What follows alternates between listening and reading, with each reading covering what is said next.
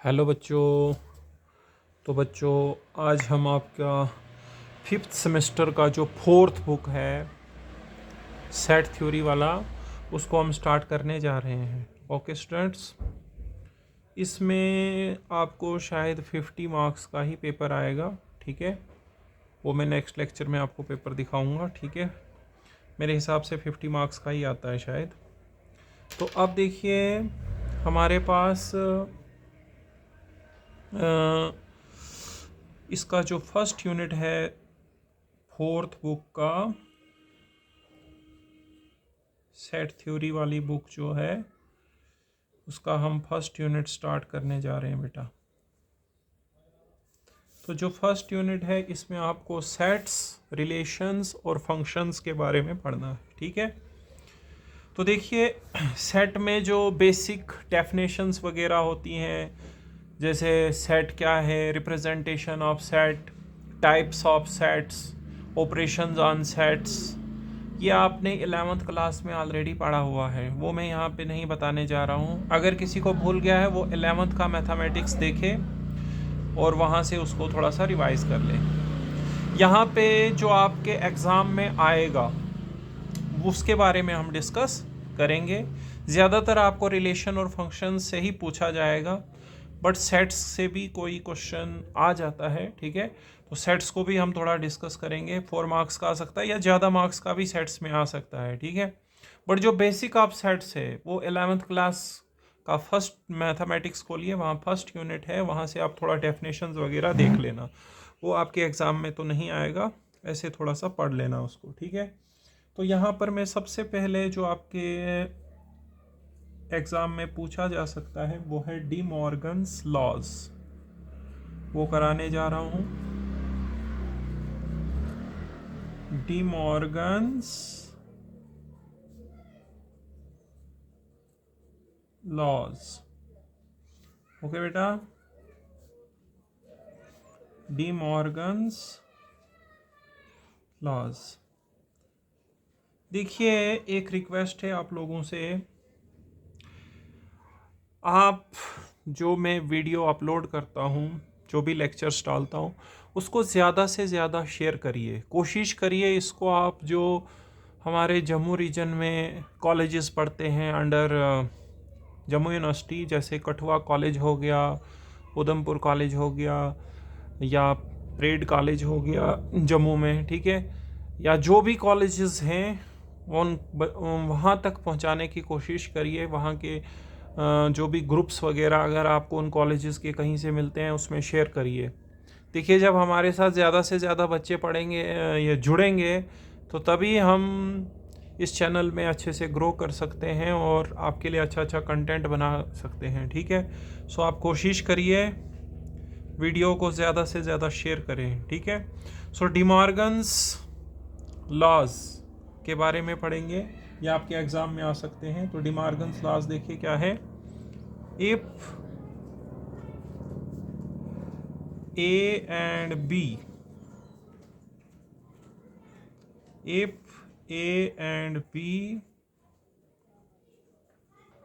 are the subsets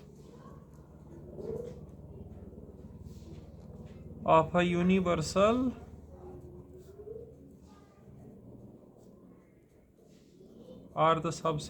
a universal set U, then पहला law है A union B का whole complement equals to complement of A intersection complement of B। और दूसरा law है A intersection B का whole complement equals to complement of A union complement of B। Okay students, so देखिए, हम पढ़ने जा रहे हैं डी मॉर्गन्स लॉज। तो डी मॉर्गन्स लॉज देखिए क्या बोलते हैं। ये बोलते हैं कि अगर ए और बी दो सबसेट्स हैं किसी यूनिवर्सल सेट यू के, तो फिर हमारे पास क्या होता है, ए यूनियन बी का होल कंप्लीमेंट होता है complement of A intersection complement of B, and A intersection B का होल कंप्लीमेंट होता है complement of A union complement of B के बराबर। तो देखो यहाँ पर जैसे कंप्लीमेंट क्या होता है, यूनियन क्या होता है, इंटरसेक्शन क्या होता है, यूनिवर्सल सेट क्या होता है, सबसेट क्या होता है, ये सारा आप 11th क्लास की बुक से पढ़ेंगे, या अगर आपको बुक खरीदी होगी आपने तो उसमें भी डेफिनेशंस वगैरह दी होंगी, वहाँ से पढ़ें। ये सेट के बेसिक्स हैं, ये आप लोगों को आने चाहिए, ठीक है। अभी आपके एग्ज़ाम में क्या पूछा जाएगा, इन लॉज का प्रूफ, और इनको हम क्या बोलते हैं, डी मॉर्गन्स लॉज। तो देखिए हम इनको प्रूव करने जा रहे हैं। पहले फर्स्ट लॉ करते हैं। फर्स्ट लॉ का हम LHS लेके RHS के बराबर शो करने जा रहे हैं। सो LHS है यहाँ पे A यूनियन B का होल कॉम्प्लीमेंट।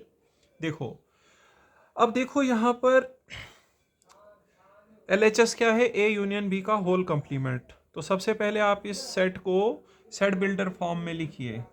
ये हमारे पास एक सेट होगा, तो सेट में क्या होते हैं, एलिमेंट्स, एलिमेंट्स को हम x से डिनोट कर रहे हैं, और ये एलिमेंट किसके होंगे, x belongs to A union B का होल कंप्लीमेंट के एलिमेंट होंगे। अभी हमने कुछ नहीं किया, ये जो सेट था इसी सेट को हमने किस में लिखा हुआ है, सेट बिल्डर फॉर्म में।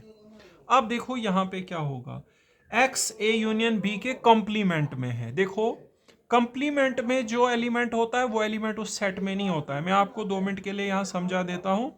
देखिए यहाँ पे यह आपके पास यूनिवर्सल सेट है, ये इसका कोई सबसेट है A। तो इस A सर्कल के बाहर जितना भी रीजन होता है वो होता है A डैश। मैं A डैश को शेड कर देता हूँ। तो कंप्लीमेंट का मतलब हो गया यूनिवर्सल सेट के वो एलिमेंट्स जो उस सेट में नहीं होते हैं। देखो जितना भी शेडेड रीजन है ये ए सर्कल में नहीं है, तो ये क्या डिनोट करता है, कॉम्प्लीमेंट ऑफ ए। यहाँ पे थोड़ा सा ये डैश है, ठीक है, ये ए कॉम्प्लीमेंट को डिनोट करता है। तो ये एक्स एलिमेंट कहाँ पे है, यहाँ बाहर है, कॉम्प्लीमेंट में है।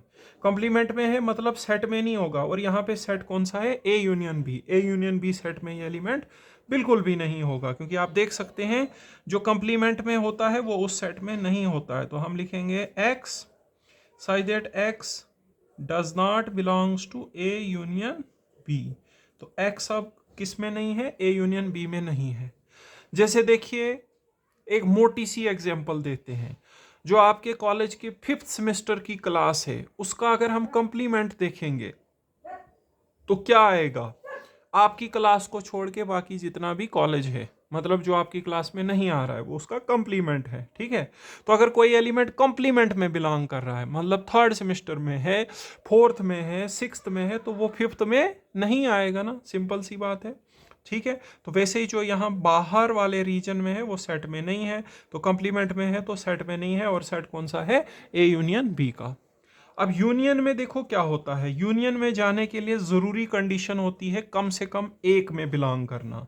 ए यूनियन बी देखो क्या होता है, ए यूनियन बी, ये रफ में यहाँ कुछ चीज़ें समझा रहा हूँ आपको, ये भी रफ है सारा, ओके स्टूडेंट्स, ये सब रफ है। तो देखो ए यूनियन बी में देखो क्या होता है, इसमें जो भी एलिमेंट आता है उसके लिए ज़रूरी कंडीशन ये होती है x बिलोंग्स टू A और x बिलोंग्स टू B, मतलब दो में से कम एक सेट में वो एलिमेंट होना चाहिए।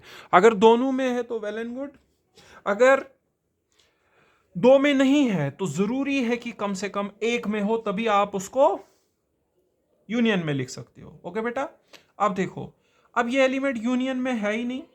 यूनियन में ना होने का क्या कारण हो सकता है, ये दोनों में नहीं होगा, ना ए में होगा ना बी में होगा। क्यों, अगर ए में होता तब भी यूनियन में हम लिखते, बी में होता तब भी यूनियन में लिखते, दोनों में होता तब भी यूनियन में लिखते, लेकिन ये यूनियन में है ही नहीं। तो कारण क्या रहा होगा, ना तो ये ए में बिलोंग करता होगा और ना ही बी में बिलोंग करता होगा, क्योंकि यूनियन में जाने के लिए जरूरी कंडीशन थी कि ये कम से कम एक सेट में बिलोंग करे। लेकिन जब ये यूनियन में नहीं जा रहा है तो हम यहाँ से यही कंक्लूड कर सकते हैं कि ये एलिमेंट दोनों सेट्स में बिलोंग नहीं करता है। अब अभी मैंने आपको दिखाया जो एलिमेंट सेट में नहीं होता है वो कहाँ पे होता है, फिर उसके कंप्लीमेंट वाले सेट में होता है। तो x बिलोंग करेगा कंप्लीमेंट ऑफ, देखो जो सेट में नहीं है तो वो कहाँ पे होता है, फिर जो इस सर्कल में नहीं है वो कहाँ होगा, कंप्लीमेंट में। और यहाँ पे x b में नहीं हुआ है तो फिर किस में होगा, b कंप्लीमेंट में होगा। ठीक है, अब x a कंप्लीमेंट में भी है, b कंप्लीमेंट में भी है, दोनों में है, तो इसका मतलब ये कॉमन एलिमेंट हो गया ना, किसका, a कंप्लीमेंट और b कंप्लीमेंट का। जो कॉमन एलिमेंट्स होते हैं उनको हम इंटरसेक्शन वाले सेट में रखते हैं। ठीक है, तो x बिलोंग करेगा complement of a intersection complement of b में, मतलब ये दोनों में कॉमन एलिमेंट हो जाएगा। और देखिए ये हमारे पास इस सेट की सेट बिल्डर फॉर्म है, कौन से वाले सेट की, complement of A intersection complement of B. Complement of A intersection complement of B को अगर आप सेट बिल्डर फॉर्म में लिखेंगे तो इस तरह से आएगा। ठीक है, तो इसका मतलब ये आ गया आपका RHS। सो बेटा मैंने LHS लिया और शो करा RHS के बराबर। सो ये हमने फर्स्ट डिमॉर्गन लॉ को प्रूव किया। ओके स्टूडेंट्स, अब हम दूसरा वाला लॉ प्रूव करने जा रहे हैं जो कि है ए इंटरसेक्शन बी का whole complement is equal to complement of A union complement of B. So second law prove करने जा रहे हैं। तो सेकंड लॉ प्रूव करते हैं बेटा। तो सेकंड लॉ देखिए, सेकंड लॉ को करने के लिए हम LHS ले लेते हैं। तो सेकंड लॉ का प्रूफ कर रहे हैं बेटा। तो सेकंड लॉ का जो LHS है that is A intersection B का होल कंप्लीमेंट। इस सेट को सबसे पहले आप लिखो सेट बिल्डर फॉर्म में। सेट बिल्डर फॉर्म में क्या लिखेंगे कि इस सेट में जो भी एलिमेंट है वो किसका एलिमेंट होगा, ए इंटरसेक्शन बी के होल कंप्लीमेंट का एलिमेंट होगा। ओके बेटा, अब देखो फिर से वही बात आ गई, जो एलिमेंट कंप्लीमेंट में होता है वो सेट में नहीं होता है। फिर तो x यहाँ पे किस में बिलोंग नहीं करेगा, ए इंटरसेक्शन बी में बिलोंग नहीं करेगा। मैंने आपको पीछे दिखाया हुआ था। सॉरी स्टूडेंट्स, आज फिर से थोड़ा सा नॉइज़ आ सकता है आप लोगों को। मैंने आपको कुछ लेक्चर्स में पीछे भी आपने देखा होगा नॉइज़ आता है। एक्चुअली मेरे घर के पास में एक माता का मंदिर है, तो यहाँ पे यात्रा आती रहती हैं, तो कभी भी किसी भी टाइम कोई यात्रा आ सकती है। ठीक है, तो ये फिर जो ढोल शोल बजाते हैं वो शुरू हो जाते हैं। ठीक है, तो उसके लिए सॉरी। एक्चुअली जब मैंने लेक्चर बनाना शुरू किया था तो आपने देखा था कोई नॉइज़ नहीं था, बट अभी ये शायद यात्रा शात्रा आई होगी, तो अब हमने लेक्चर शुरू किया है, इसको हम रोक नहीं सकते हैं। ठीक है, तो देखो यहाँ पर ये x एलिमेंट, यहाँ पे LHS लिया है ए इंटरसेक्शन बी का होल कंप्लीमेंट। तो कंप्लीमेंट इंटरसेक्शन बी का होल कंप्लीमेंट मतलब ये हमारे पास एक सेट होगा जिसमें जो एलिमेंट हैं वो किसके होंगे, ए इंटरसेक्शन बी के होल कंप्लीमेंट के। ठीक है, अब देखो जो एलिमेंट कंप्लीमेंट में होता है वो उस सेट में फिर बिलोंग नहीं करता है। अब सेट में नहीं बिलोंग कर रहा है। अब इंटरसेक्शन में कौन होता है, जो ए में भी हो और बी में भी हो, वो होता है इंटरसेक्शन में। आपको अगर देखना है इंटरसेक्शन का डायग्राम, यहाँ दिखाता हूँ मैं आपको। ये देखो, ये ए सेट है, ये हमारे पास बी सेट है, तो जो इनका इंटरसेक्शन होता है वो ये होता है। ढोल तो आप कुछ देर के लिए शायद चलता रहेगा, क्या करें, कुछ नहीं कर सकते हैं। हमें पता होता तो हम नहीं बनाते वीडियो इस टाइम पे, बट ये अचानक से आ जाते हैं। तो देखो यहाँ पे ये है इंटरसेक्शन वाला रीजन। अब अगर कोई एलिमेंट इंटरसेक्शन में नहीं है तो क्यों नहीं है, या तो वो ए में नहीं होगा या तो वो बी में नहीं होगा। सही बात है, क्योंकि इंटरसेक्शन में जाने के लिए वो दोनों में होना चाहिए, और अगर इंटरसेक्शन में नहीं है तो इसका मतलब या तो वो ए में नहीं है या तो वो फिर बी में नहीं है। ठीक है, क्यों, अगर हमारे पास वो दोनों में होगा तो फिर तो वो इंटरसेक्शन में जाता। अगर इंटरसेक्शन में नहीं जा रहा है इसका मतलब या ए में नहीं है या बी में नहीं है। अब ए में नहीं है, जो ए में नहीं होता है वो कहाँ पे होता है, ए के कॉम्प्लीमेंट में। जो बी में नहीं होता है वो कहाँ पे होता है, बी के कंप्लीमेंट में। तो स्टूडेंट्स ये एलिमेंट या तो ए कंप्लीमेंट में है या तो बी कंप्लीमेंट में है, दो में से किसी एक में है। जब एलिमेंट दो सेट में से एक सेट में बिलोंग करेगा तो फिर उसको हम यूनियन में रख लेते हैं। कम से कम एक सेट में जब एलिमेंट बिलोंग करेगा ही करेगा तो वो फिर किस में जाता है, यूनियन में जाता है बेटा। सो ये सिंपली इस वाले सेट को लिखा गया है सेट बिल्डर फॉर्म में, और यही आपका RHS था स्टूडेंट्स, ठीक है। सो ये हमने LHS लेके RHS दिखाया। देखिए यहाँ पर पहले इस सेट को हमने सेट बिल्डर फॉर्म में लिखा, जो एलिमेंट कंप्लीमेंट में होता है वो फिर उस सेट में नहीं होता है। अब इंटरसेक्शन में कब जाता है एलिमेंट, जब दोनों में हो। अगर इंटरसेक्शन में नहीं है तो या तो पहले सेट में नहीं है या दूसरे में नहीं है, या तो फिर दोनों में ही नहीं होगा, ठीक है। अब देखो ए में नहीं है तो जो ए में नहीं होता है वो ए कंप्लीमेंट में होता है, जो बी में नहीं होता है वो बी कंप्लीमेंट में होता है। अगर एलिमेंट दो सेट्स में से एक सेट में जा रहा है, कम से कम एक में जाएगा ही जाएगा, तो उसको हम किस में रखेंगे, यूनियन में। ओके बेटा, सो ये हमने प्रूव करे डी मॉर्गन्स लॉज, आपके एग्जाम के लिए काफी महत्वपूर्ण है। अब देखिए एक और आर्टिकल मैं आपको बताता हूं।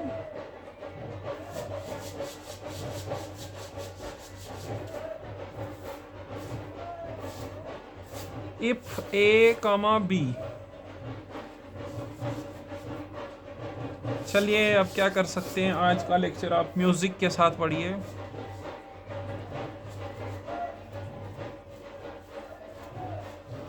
If A, B are two sets,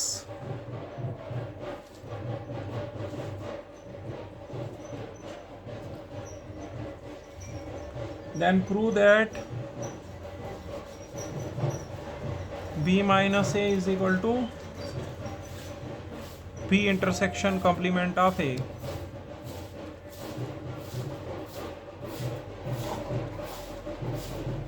तो बेटा यहाँ हमें प्रूव करना है, अगर ए और बी दो सेट्स हैं तो बी माइनस ए किसके बराबर होता है, बी इंटरसेक्शन कॉम्प्लीमेंट ऑफ ए। तो LHS ले लेते हैं, LHS है बी माइनस ए।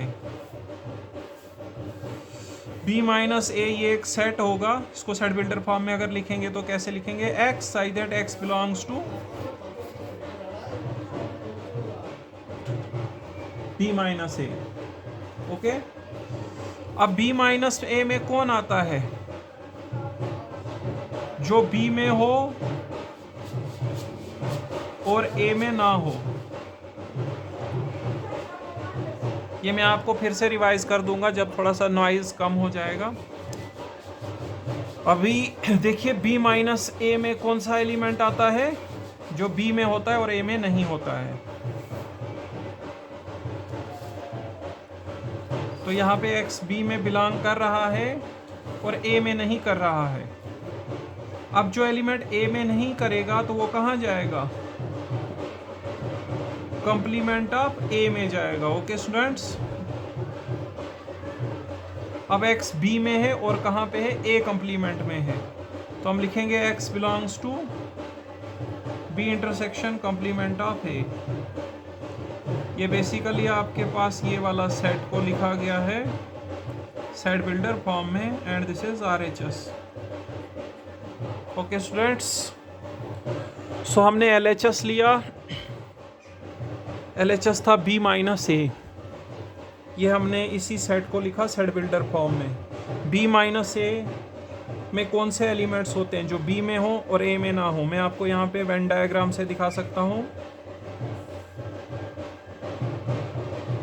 यह आपका A सेट है, ये B सेट है।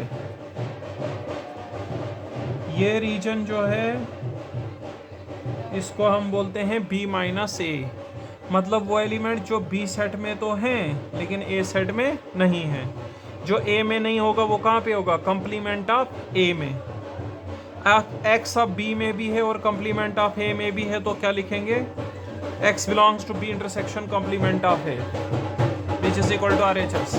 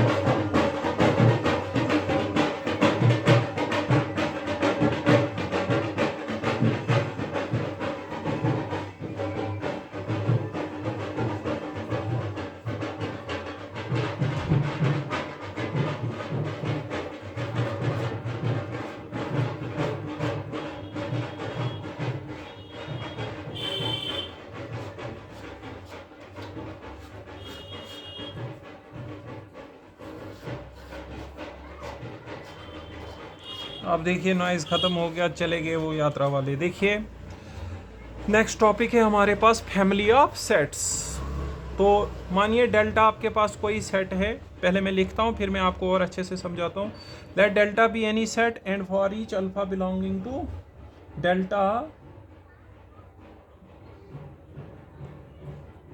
There is a set A alpha. Okay, then the collection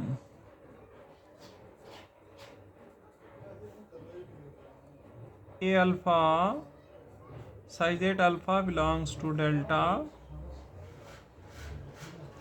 is called the family of sets.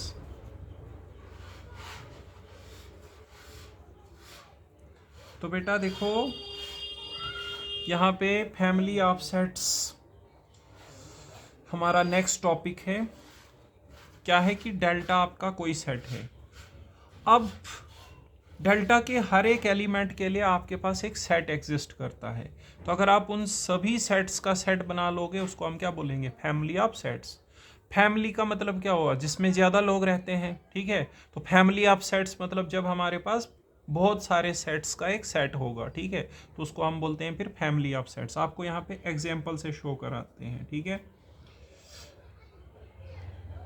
For each n belonging to n, let an is equal to n।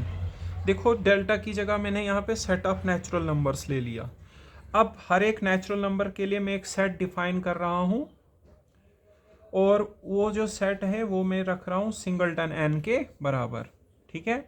That is a1 जो है वह हमारे पास क्या होगा 1, a2 होगा हमारे पास 2, so on, A3 में होगा सिंगलटन 3, ठीक है। तो हमारे पास ये जो कलेक्शन है,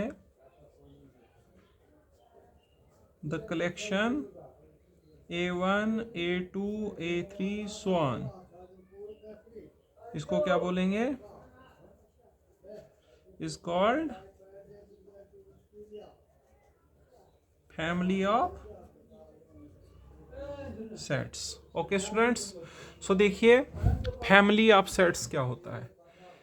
फैमिली ऑफ सेट्स का अगर आप मोटी भाषा में समझना चाहते हो तो फैमिली मतलब जिसमें ज़्यादा लोग रहते हैं।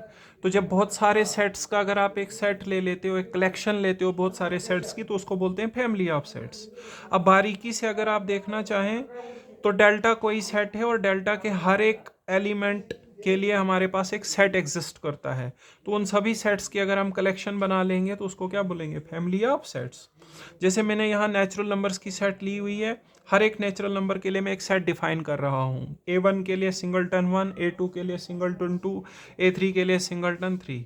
तो अगर आप इन सभी सेट्स की कलेक्शन ले लोगे तो इसको हम बोलेंगे फैमिली ऑफ सेट्स, ठीक है। अब फैमिली ऑफ सेट्स की यूनियन इंटरसेक्शन वगैरह आपको मैं पढ़ाता हूँ, फिर हमें इसका भी करना है डिमॉर्गन लॉ इस फैमिली के लिए। तो पहले हम पढ़ने जा रहे हैं union of family of sets. अब देखो यूनियन क्या होता है। यूनियन में एक्चुअली हमें उन सभी सेट्स के एलिमेंट्स को कंबाइन करना होता है ना, जिनकी हम यूनियन कर रहे होते हैं। तो जब हम फैमिली की यूनियन करेंगे तो उसमें कौन से एलिमेंट्स आएंगे, वो एलिमेंट आएंगे जो उस फैमिली के कम से कम एक सेट में बिलोंग करेंगे।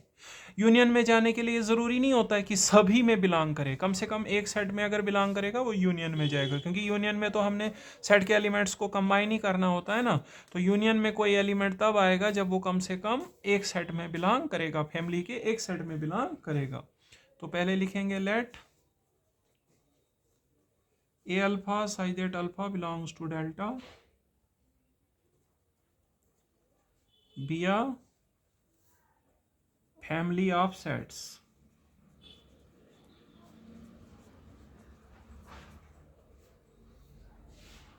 Then the union of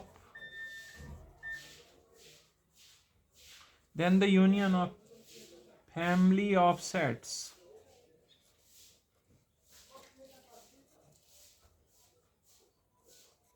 is denoted by, देखिए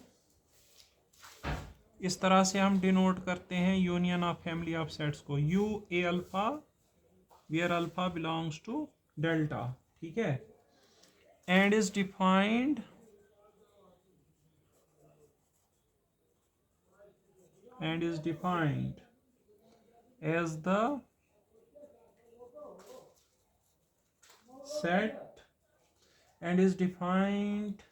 as the set of all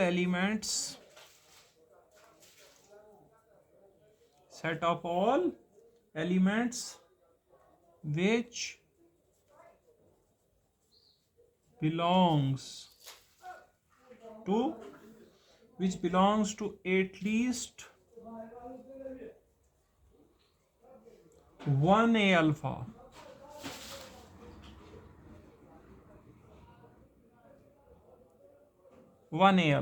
okay बेटा। तो देखो जो यूनियन होता है फैमिली ऑफ सेट्स का, ये हमने लिया है फैमिली ऑफ सेट्स, इसकी यूनियन को हम ऐसे दिखाते हैं, union A alpha alpha belongs to delta. आपको पता है इसमें हमने क्या करना है, जितने भी सेट इस फैमिली में होंगे उन सब भी सेट्स के एलिमेंट्स को कंबाइन करना है, रिपीटिशन नहीं रखनी है, ठीक है। तो क्या बताता है ये, हमारे पास उन सभी elements, set of all elements होता है जो कम से कम एक ए अल्फा में बिलोंग करते हैं। मतलब इस यूनियन में अगर 10 सेट्स की यूनियन करी गई है तो किसी एलिमेंट को उसमें जाना है तो ज़रूरी थोड़ी है 10 में जाए, कम से कम एक में जाना चाहिए, तो फिर आप उसको यूनियन में लिख सकते हैं। ओके स्टूडेंट्स, अभी हम इसको यहाँ पे सिंबॉलिकली लिखेंगे, that is union A alpha alpha belongs to delta किसके बराबर आएगा, x, ठीक है, such that x belongs to a alpha for at least some alpha belonging to delta। Okay students, तो यूनियन में जाने के लिए क्या ज़रूरी है कि वो एलिमेंट यूनियन में आता है जो कुछ सेट्स में बिलोंग करे। ज़रूरी नहीं है कि जितने भी सेट्स उस फैमिली में हैं तो सभी सेट्स में बिलोंग करे, ठीक है। इसके बाद हम पढ़ेंगे intersection of family of sets.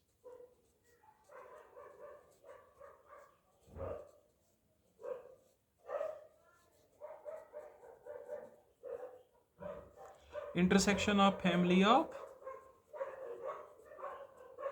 Sets. Okay students, तो intersection of family of sets क्या होता है, आपको पता है इंटरसेक्शन में कौन से एलिमेंट होते हैं जो कॉमन होते हैं।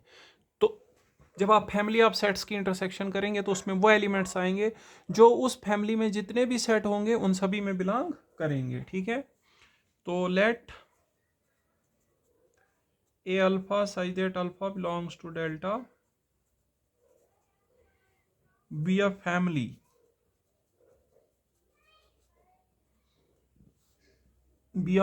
of sets, then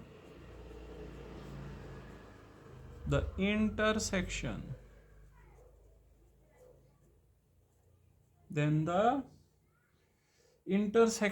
of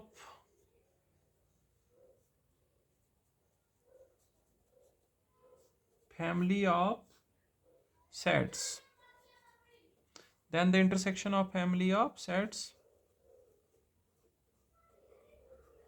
is denoted by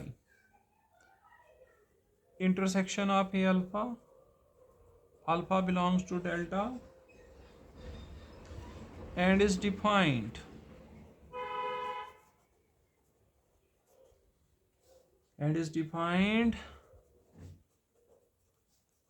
as the set of elements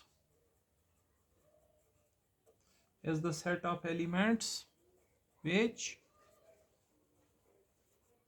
belongs to every A alpha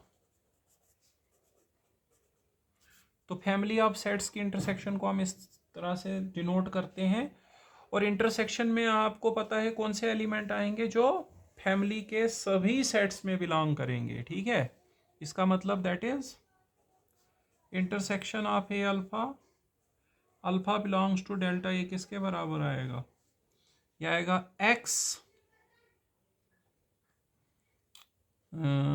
such that x belongs to a alpha for all alpha belonging to delta। Okay students, थोड़ा सा यहाँ तक मैं आपको एक question revise कराता हूँ। Actually उस समय काफ़ी नॉइज़ हो रहा था, ठीक है। तो ये एक आर्टिकल हमने किया था, b माइनस ए किसके बराबर होता है, b intersection complement of A. ये रीजन जो मैंने शेड किया है ये b माइनस ए है, मतलब b के वो एलिमेंट्स जो a में नहीं हैं। पहले मैंने इसी सेट को सेट बिल्डर फॉर्म में लिखा, तो अब यहाँ पर b माइनस ए में वो एलिमेंट होते हैं जो b में आते हैं लेकिन a में नहीं आते हैं। ओके बेटा, अब जो a में नहीं आएगा वो कहाँ पे होगा, कॉम्प्लीमेंट ऑफ a में। अब देखिए x b में है और कॉम्प्लीमेंट ऑफ a में है, मतलब दोनों में कॉमन है, b में और कॉम्प्लीमेंट ऑफ a में। तो हम लिखेंगे x कहाँ बिलोंग कर रहा है, b intersection complement of a। तो ये हमारे पास एक सेट बन गया, कौन सा वाला, b intersection complement of a। Okay students, इसके बाद हमने पढ़ा फैमिली ऑफ सेट्स के बारे में। जब आप काफ़ी सारे सेट्स की कलेक्शन लोगे that is known as family of sets. और देखिए फिर हमने इस फैमिली ऑफ सेट्स की यूनियन इंटरसेक्शन के बारे में पढ़ा। यूनियन जब आप करोगे तो यूनियन में वो एलिमेंट्स आएंगे जो फैमिली के कम से कम एक सेट में बिलोंग करते हों, और इंटरसेक्शन में वो एलिमेंट्स आते हैं जो फैमिली के हर एक सेट में बिलोंग करते हैं। तो जो हमने पहले डी मॉर्गन लॉ यहाँ पे पढ़े थे, अब हमने उन डी मॉर्गन लॉज को फैमिली ऑफ सेट्स के लिए पढ़ना है। तो हम पढ़ेंगे डी मॉर्गन लॉज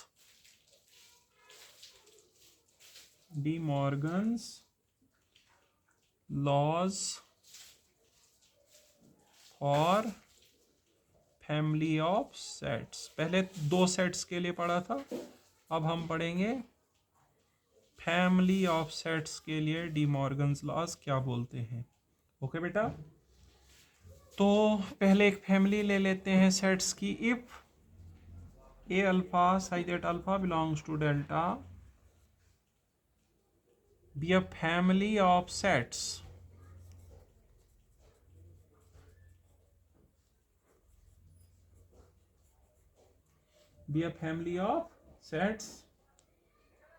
ठीक है, ऑफ द सबसेट्स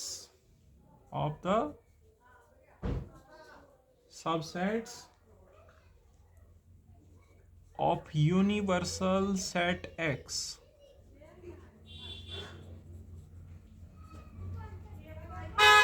देन देखिए तो यहाँ पर ये मैंने एक फैमिली ली है सेट्स की, और ये सेट्स ना बेसिकली यूनिवर्सल सेट X के क्या हैं, सबसेट्स, मतलब X के जो भी सबसेट्स हैं उनकी फैमिली है ये, ठीक है। तो फिर देखिए ये डी मॉर्गन लॉज क्या होते हैं फैमिली ऑफ सेट्स के लिए, वो यहाँ पे मैं लिख रहा हूँ। देन पहला लॉ है x minus union of A alpha, alpha belongs to delta, this is equal to intersection of x minus A alpha, alpha belongs to delta. Okay बेटा, और दूसरा लॉ है हमारे पास x minus intersection of A alpha, alpha belongs to delta, this is equal to union of x minus A alpha, alpha belongs to delta. Okay, so अब हम इसको prove करते हैं, ठीक है। तो x में से अगर आप निकाल देते हो यूनियन को, मतलब वो एलिमेंट यूनिवर्सल सेट के वो जो यूनियन में नहीं होते हैं वो किसके बराबर होते हैं, हर एक मेंबर जो फैमिली का है उसका डिफरेंस जो यूनिवर्सल सेट के साथ आएगा उसकी इंटरसेक्शन के बराबर। और यूनिवर्सल सेट के वो एलिमेंट्स जो intersection of family of sets में नहीं आते हैं वो किसके बराबर होते हैं, हर एक मेंबर जो फैमिली ऑफ सेट्स का है उसका डिफरेंस जो होगा यूनिवर्सल सेट के साथ उसकी यूनियन के बराबर। ठीक है, तो चलिए इनको प्रूव कर लेते हैं हम। ठीक है, पहले फर्स्ट पार्ट को करते हैं। देखिए यहाँ पे हम प्रूव कैसे करेंगे। देखो दो सेट कब बराबर होते हैं, जब वो दोनों एक दूसरे के सबसेट होते हैं। A is equal to B होता है if and only if A B का सबसेट होगा और बी जो है वो ए का सबसेट होना चाहिए। तो आपको इसका सबसेट दिखाना पड़ेगा और इसको इसका सबसेट दिखाना पड़ेगा, और इसको इसका सबसेट करने के लिए इसमें हम एक आर्बिट्रेरी एलिमेंट लेंगे और उसको इसमें शो करेंगे, फिर इसमें एक एलिमेंट लेके इसमें शो करेंगे। ओके स्टूडेंट्स, फिर ये दोनों एक दूसरे के सबसेट हो जाएंगे और हम बोलेंगे ये दोनों सेट्स क्या हैं, इक्वल हैं बेटा। So let X belongs to X minus union A alpha, alpha belongs to delta. Okay, अब देखिए ये एलिमेंट आ रहा है इन दोनों के डिफरेंस में। तो डिफरेंस में कौन आता है, जो पहले सेट में होता है लेकिन दूसरे में नहीं होता है। देखो आप किसी का भी डिफरेंस बना लो, यहाँ रफ में दिखाते हैं। देखो डिफरेंस की ये वेन डायग्राम होती है, ये ए सेट है और ये बी सेट है। ये वो एलिमेंट हैं जो ए में हैं लेकिन बी में नहीं है, इसको बोलेंगे हम ए डिफरेंस बी। और ये जो है ये होता है बी डिफरेंस ए, वो एलिमेंट जो बी में है लेकिन ए में नहीं है। मतलब डिफरेंस में वो एलिमेंट होता है जो फर्स्ट सेट में होगा लेकिन सेकंड में नहीं होगा। तो यहाँ पर एक्स एक्स में होगा लेकिन यूनियन में नहीं होगा। तो यहाँ पे एक्स बिलोंग करेगा एक्स में। ओके बेटा, एंड एक्स जो है वो यूनियन में नहीं होगा, union of A alpha, alpha belongs to delta में नहीं होगा। अब देखो यूनियन में कोई एलिमेंट नहीं है, पूरी फैमिली की यूनियन में नहीं है, इसका मतलब वो फैमिली के किसी भी सेट में बिलोंग नहीं करता है। क्योंकि अगर वो एक भी सेट में बिलोंग करता तो वो फिर यूनियन में चला जाता, क्योंकि यूनियन में जाने के लिए कंपलसरी कंडीशन होती है कि कम से कम एक सेट में बिलोंग करे। बट यहाँ पे सॉरी मैंने बिलोंग्स लिखा था, डज नॉट बिलोंग की साइन होगी, एक्स फर्स्ट सेट में होगा सेकंड सेट में नहीं होगा। ठीक है, अब देखिए ये यूनियन में नहीं है, तो यूनियन में नहीं है मतलब ये फैमिली के किसी भी सेट में बिलोंग नहीं करेगा। तो हम लिखेंगे x belongs to X and X does not belongs to A alpha for all alpha belonging to delta. आप चाहे जो मर्जी सेट ले लो, A1 A2 A3, किसी में भी x नहीं होगा, क्योंकि अगर उनमें से किसी एक में होता तो फिर तो वो यूनियन में जाना चाहिए था ना। अब देखो x x में है लेकिन a अल्फा में नहीं है, और a अल्फा मतलब जितने भी मेंबर्स फैमिली के हैं, क्योंकि यहाँ लिखा है for all alpha belongs to delta. तो x x में a अल्फा में नहीं है तो क्या लिखोगे, x बिलोंग करेगा x माइनस a अल्फा में for all alpha belonging to delta. Okay students, अब देखो इसका मतलब है x x माइनस A1 में है, x माइनस A2 में, सब में है। जब कोई एलिमेंट सभी में होता है तो वो फिर किस में चला जाता है, इंटरसेक्शन में। सो x जाएगा intersection of x minus A alpha, alpha belongs to delta. Okay students, तो देखो आपने LHS में एलिमेंट लिया था, पहुंचा दिया उसको RHS में, उसके बाद आप RHS में लोगे, मतलब इस प्रकार से लोगे। अब x इंटरसेक्शन में है, इंटरसेक्शन में मतलब सभी x माइनस ए अल्फाज में होगा, मतलब x माइनस A1 में, x माइनस A2 में, सब में होगा ना, तो ये वाला सेटअप आएगा। उसके बाद x माइनस ए अल्फा में है, मतलब x में है और a अल्फा में नहीं है। अब देखो x यहाँ पर किसी भी a अल्फा में नहीं है तो फिर उनकी यूनियन में नहीं आएगा, एक्स एक्स में है यूनियन में नहीं है तो उनके डिफरेंस में आएगा। इसका मतलब है अगर हमें RHS को LHS का सबसेट करना है तो हमें इन स्टेप्स को रिवर्स में लिखना है।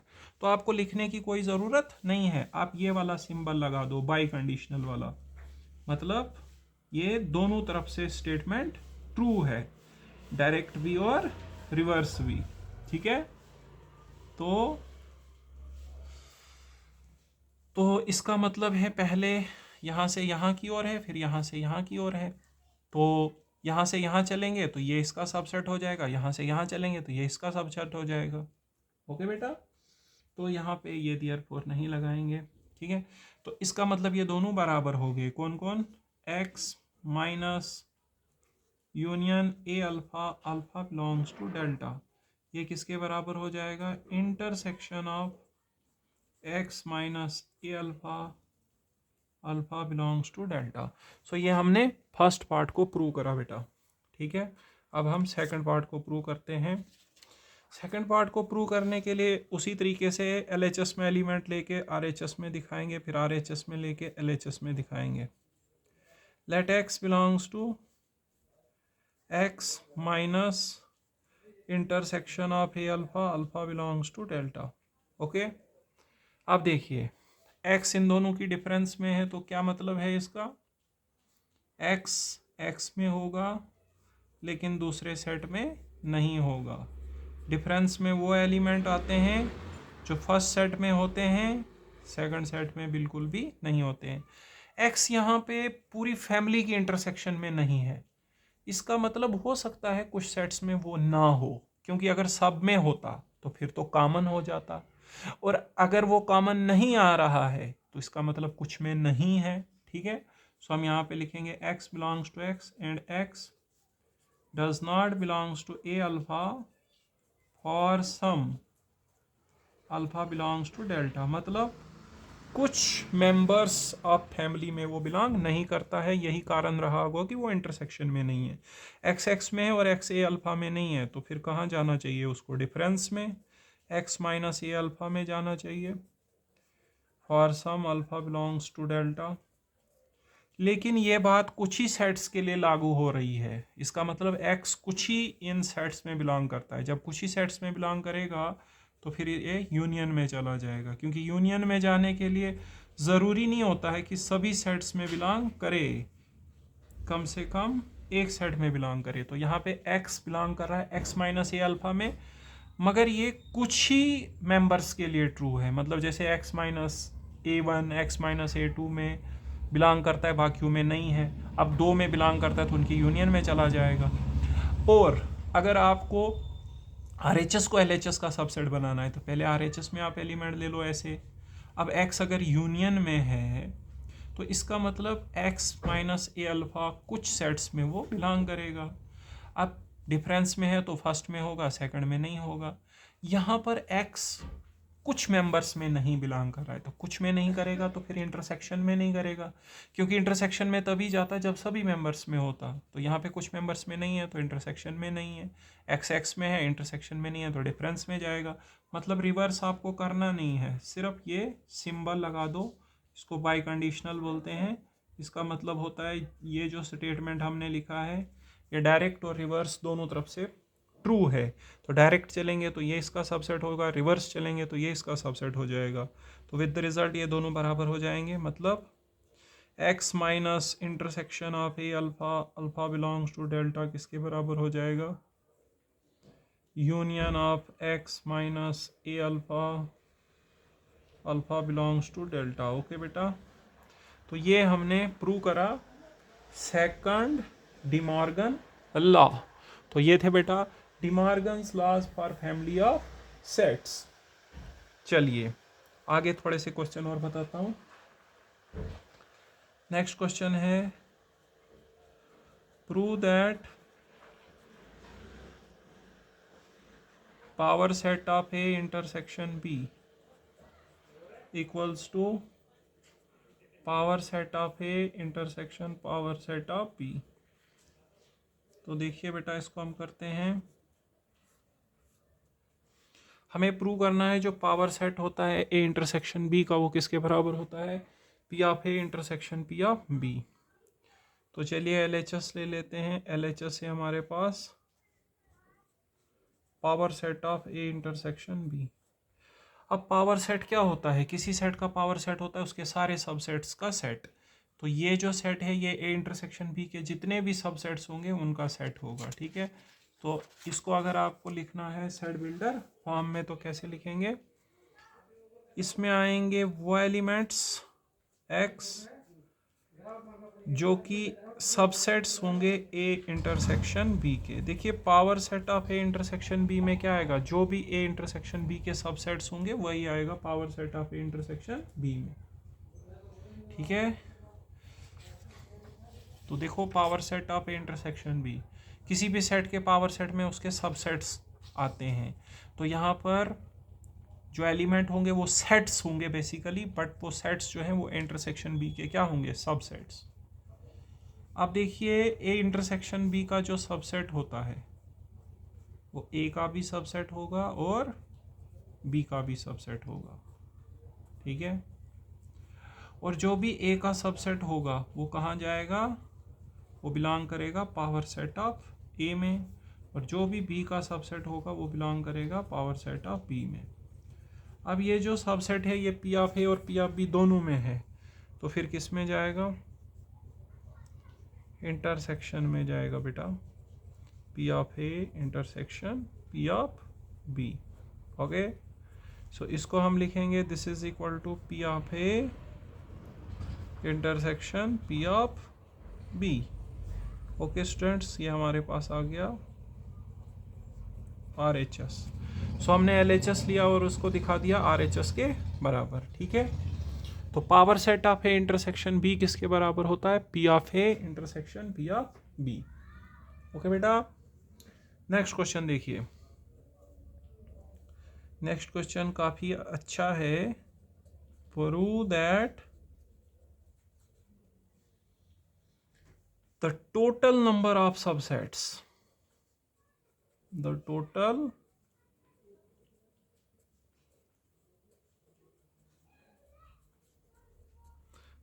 number of subsets of a set containing n elements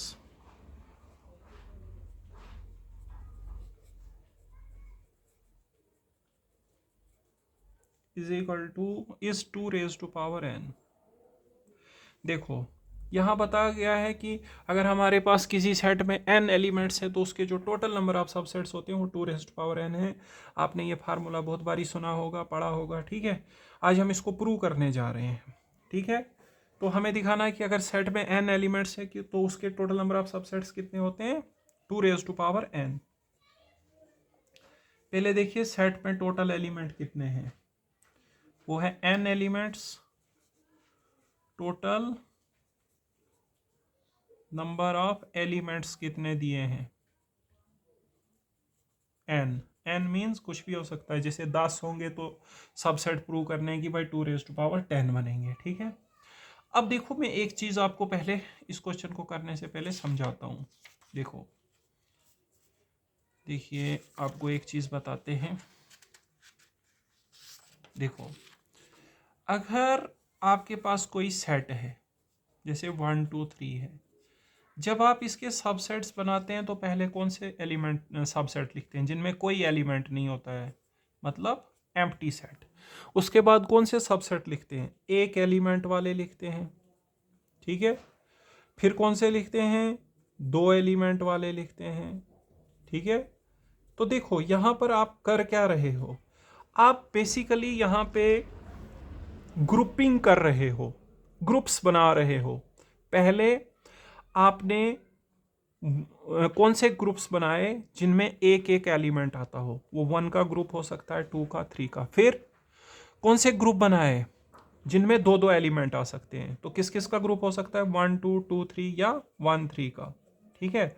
और उसके बाद 3 एलिमेंट्स का ग्रुप बनाना है तो वो एक ही आएगा, 1 2 3। सो जब हम सबसेट्स बनाते हैं तो बेसिकली हम यहाँ पे क्या करते हैं, ऑब्जेक्ट्स की ग्रुपिंग करते हैं, सिलेक्शंस करते हैं। तो जहाँ पे हम सिलेक्शन करते हैं, ग्रुपिंग करते हैं, उसको बोलते हैं हम कॉम्बिनेशन बनाना। क्या बनाना, कॉम्बिनेशन। और कॉम्बिनेशंस कितने बनेंगे उसका फार्मूला होता है। देखो अगर टोटल ऑब्जेक्ट्स n है और उसमें से आप ग्रुप बनाने के लिए r इस्तेमाल कर रहे हो तो इतने ग्रुप्स बनते हैं, NCR, जिसको निकालने का फार्मूला होता है n factorial upon r factorial into n minus r factorial. जैसे इस केस में अगर मुझे देखना हो 2 एलिमेंट वाले कितने सबसेट बनेंगे, तो मेरे पास टोटल ऑब्जेक्ट कितने हैं, 3। मैं 2 का ग्रुप बना रहा हूं। सबसेट बनाने का मतलब बेसिकली ग्रुप बनाना, ठीक है, सिलेक्शन करना। सो कितने बनेंगे, 3 फैक्टोरियल अपॉन 2 फैक्टोरियल, और 3 माइनस 2 होता है 1 फैक्टोरियल। फिर 3 फैक्टोरियल को खोलूंगा, क्या लिखूंगा, 3 into 2 factorial upon 2 factorial, 2 factorial cancel. So 3 आया। तो सही में मेरे को कितने सबसेट बने थे यहाँ पे, 3 कौन से, 2 एलिमेंट्स वाले। तो जब भी आप सबसेट्स बनाते हो मीन्स आप क्या करते हो, उस सेट के एलिमेंट्स की ग्रुपिंग करते हो। पहले देखते हो वो वाला ग्रुप जिसमें कोई एलिमेंट नहीं है, वो तो एक ही होता है, एम्प्टी सेट। फिर वो वाले जिनमें एक एक एलिमेंट होता है, फिर वो वाले ग्रुप्स जिनमें दो दो एलिमेंट होते हैं। तो वही हम यहाँ पे करेंगे, ठीक है। देखो हमारे पास टोटल नंबर ऑफ एलिमेंट्स कितने हैं, n। जब हम सबसेट्स बनाएंगे तो मतलब ग्रुप्स बनाएंगे, कॉम्बिनेशंस बनाएंगे, पहले कौन से वाले, जिनमें कोई भी एलिमेंट नहीं है। तो number of subsets containing no elements, number of subsets containing no element, जिनमें कोई एलिमेंट नहीं है, वो हमारे पास कितने होंगे।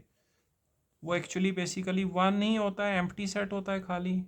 और अगर कम्बिनेशन के फार्मूले से देखें तो ऑब्जेक्ट्स n हैं और सबसेट्स बनाने के लिए हम कोई एलिमेंट नहीं ले रहे हैं, तो क्या आएगा, NC 0। उसके बाद कौन से सबसेट्स देखेंगे, number of subsets containing 1 element, number of subsets containing 1 element, एक एलिमेंट वाले सबसेट, वो कितने बनेंगे, फार्मूला है टोटल ऑब्जेक्ट्स n है, उसका कॉम्बिनेशन 1 के साथ। उसके बाद number of subsets containing 2 elements, containing 2 elements, 2 elements वाले कितने आएंगे, NC2। और इसी प्रकार से फिर हम चलते जाएंगे, लास्ट में कौन कितने एलिमेंट वाले लेने पड़ेंगे, मैक्सिमम n एलिमेंट वाले subsets. Number of subsets containing n elements, तो n एलिमेंट्स वाले बनेंगे NCn। तो इस प्रकार से टोटल नंबर ऑफ सबसेट्स आप अब निकाल सकते हो, इन सबको प्लस करना पड़ेगा, ठीक है। So total number of subsets यह आएगा हमारे पास NC0 plus NC1 plus NC2 so on up to NCn। तो ये बेसिकली हमारे पास एक फार्मूला होता है कॉम्बिनेशन में, पता नहीं आपने पढ़ा है कि नहीं पढ़ा है, 11th क्लास में परम्यूटेशन कॉम्बिनेशन के चैप्टर में ये फार्मूला होता है। ये 2 रेज़ टू पावर n के बराबर होता है। मतलब जैसे आप 5C0 से 5C5 तक अगर प्लस करके खोल के देखोगे ना सारे कॉम्बिनेशंस को, वो 2 रेज़ टू पावर 5 आएगा, आप चेक कर लेना। अगर आप 7C0 से 7C7 तक करोगे, वो 2 रेज़ टू पावर 7 आएगा। ये कॉम्बिनेशन का फार्मूला होता है। तो देखिए हमने प्रूव करा कि किसी भी सेट के जो नंबर ऑफ सबसेट्स होते हैं, अगर उसमें n एलिमेंट्स हैं तो कितने नंबर ऑफ सबसेट्स होते हैं बेटा, 2 रेज़ टू पावर n होते हैं, ठीक है। जो कि हम छोटी क्लासों में इस फार्मूले को पढ़ते रहते हैं, ठीक है। नेक्स्ट क्वेश्चन देखिए, प्रूव दैट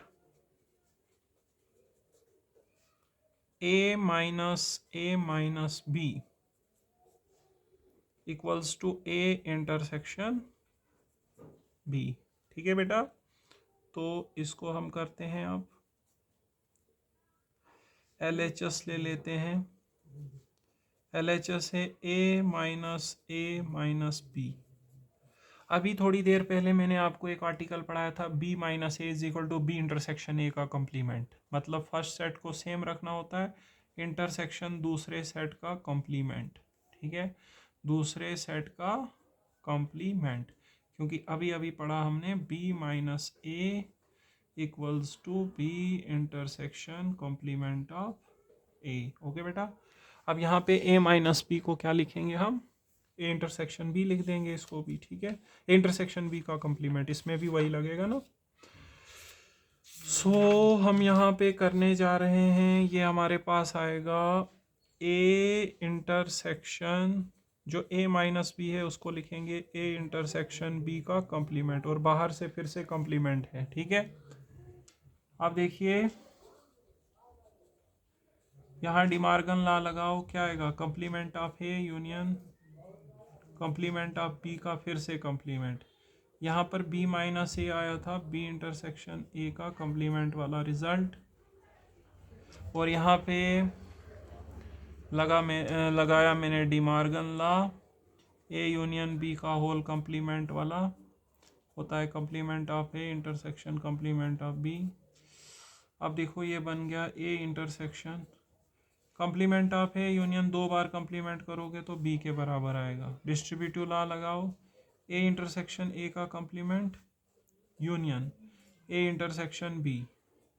अब देखो ए इंटरसेक्शन ए कॉम्प्लीमेंट होता है यूनिवर्सल, सॉरी इंटरसेक्शन मतलब कॉमन, सेट और कॉम्प्लीमेंट में कुछ कॉमन नहीं होता है, फाई आएगा यूनियन ए इंटरसेक्शन बी। और एम्प्टी सेट की यूनियन किसी भी सेट के साथ करोगे तो वही सेट आएगा, तो मतलब ए इंटरसेक्शन बी आएगा which is equal to R H S. Okay बेटा, सो ये हमने प्रूव करा A minus B is equal to A intersection B prove करना था, ये वाला एल एच एस लिया।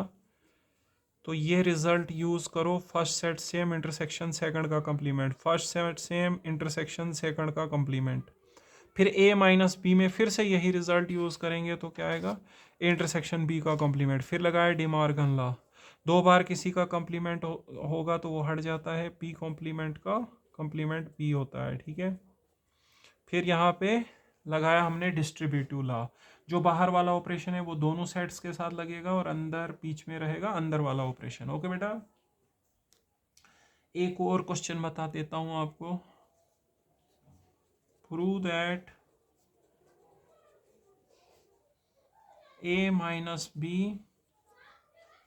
Union B minus A is equal to A union B minus A intersection B. Okay बेटा, तो चलिए करते हैं इसको, एल एच एस ले लो, एल एच एस है मेरे पास A minus B union B minus A. Okay बेटा, अब देखो यहाँ पर इधर भी वो आर्टिकल लगा लो, इधर भी लगा लो, आर्टिकल है first set same intersection second का complement, first set same intersection second का कॉम्प्लीमेंट। एक्चुअली ये आर्टिकल हमने प्रूव करा था ना, B minus A is equal to B intersection complement of A. Okay students, अब देखो यहाँ पर आपको ना डिमॉर्गन लॉ, ये डिस्ट्रीब्यूटिव लॉ लगाना है। आपने इसको ए मान लो, इसको बी मान लो और इसको सी मान लो, A union B intersection C आएगा, ए यूनियन बी फिर बीच में इंटरसेक्शन ए यूनियन सी।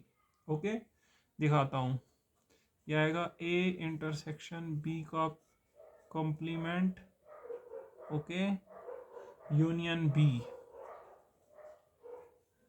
फिर इंटरसेक्शन ए इंटरसेक्शन बी का कॉम्प्लीमेंट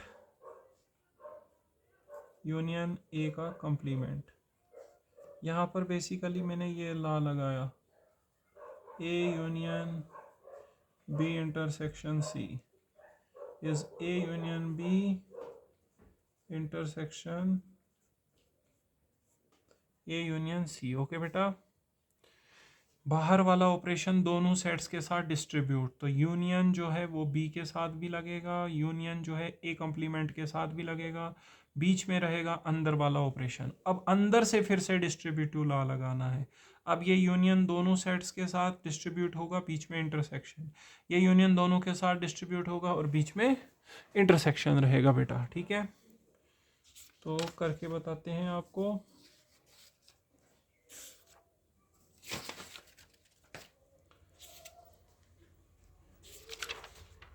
देखिए अब हमारे पास क्या आएगा, यह आएगा ए यूनियन बी, बट यहाँ पे ये कैसा लिखा है हमने, ए इंटरसेक्शन बी का कॉम्प्लीमेंट था, ये ए इंटरसेक्शन बी का कॉम्प्लीमेंट, तो यह आएगा A union B intersection B complement union B. Okay बेटा, और यहाँ पे क्या आएगा,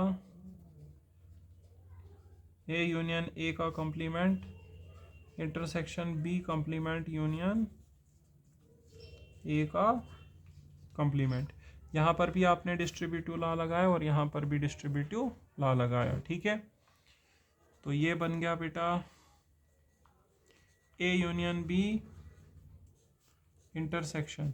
किसी सेट की यूनियन कॉम्प्लीमेंट के साथ करो तो यूनिवर्सल सेट बन जाता है। वेन डायग्राम में देखना जो मैंने पीछे बनाई है, सर्कल को अगर वो बाहर जो शेड किया था उसके साथ जोड़ दोगे तो पूरी रेक्टेंगल बन जाएगी, मतलब यूनिवर्सल सेट बनेगा।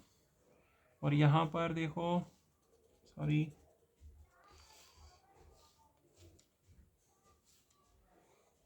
Intersection A union A complement फिर से क्या बनेगा, universal set intersection B complement union A complement. Okay बेटा, अब देखो यहाँ पे किसी की इंटरसेक्शन अगर यूनिवर्सल सेट के साथ करें तो वही सेट आता है, क्योंकि यूनिवर्सल सेट तो बहुत बड़ा है, तो हमेशा बड़े सेट के साथ अगर इंटरसेक्शन देखोगे दूसरे सेट की तो छोटा वाला इंटरसेक्शन आता है, ठीक है। यहाँ पर भी आएगा बी कॉम्प्लीमेंट यूनियन ए का कॉम्प्लीमेंट, ठीक है। हमें आंसर में लाना था A union B minus A intersection B, ठीक है।